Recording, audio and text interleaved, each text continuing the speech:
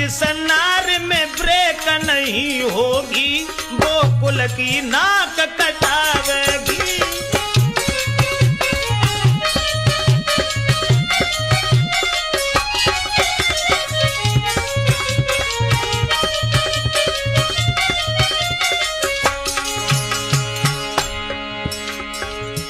मेरा मतलब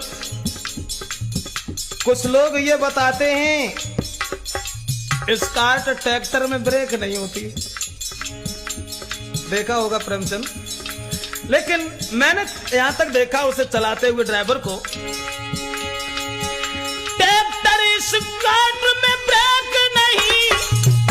और रोकने के लिए वो ड्राइवर वो बैक गियर लगाता है, लेकिन